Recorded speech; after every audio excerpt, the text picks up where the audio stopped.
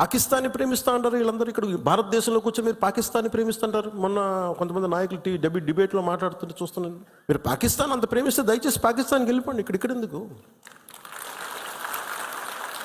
పాకిస్తాన్ మీద మీకు అంత ప్రేమే ఉంటే ఇది మాట్లాడుతున్న పోనీ ఏదైనా వీళ్ళందరూ కూర్చొని కాంగ్రెస్ నాయకులు వీళ్ళందరూ, కొంతమంది ఎమ్మెల్సీలు కూడా ఉన్నట్టుగా అనిపించింది నాకు చూస్తుంటే. ముఖ్యంగా సౌత్ నుంచి ఉన్నారు కొంతమంది సీనియర్ కాంగ్రెస్ నాయకులు. కాంగ్రెస్లోనే విభేదం ఉంది. మేము వెళ్ళిపోతే మీరు పాకిస్తాన్ని, మీరు భారతదేశంలో దాడి జరిగినప్పుడు భారతదేశానికి నిలబడాలి తప్ప పాకిస్తాన్కి నిలబడతాం మీరు సెక్యులరిజం అంటే అది ఏ ససేమిరా ఎవరు ఒప్పుకోరు ఇక్కడ.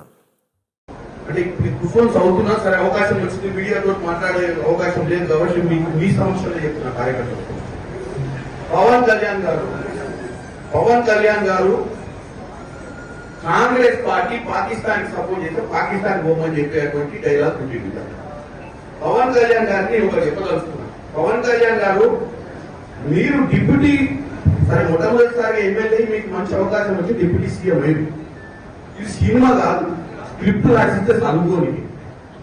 నువ్వు ఒక ఉప ముఖ్యమంత్రి అంటే ఒక స్థాయి ఇచ్చింది, స్థాయికి తగ్గట్టు మాట్లాడాలి. ఎవడో స్క్రిప్ట్ రాసిస్తే చదువుడు, లేకపోతే ప్రధానమంత్రిని నువ్వు కృషి చేయాలనుకుంటే ఇంకేదైనా ప్లాట్ఫామ్ మీద పోయి రాజకీయాలు బంద్ చేసి సినిమా తీసి రంగనారావు తీసినట్టే మనం 2-3 సినిమాలు తీసి ఆయన ప్రసన్నం చేస్తాం అంతే తప్ప నీకు ఒక అధికారమైన బాధ్యతలు ఇచ్చి ప్రజా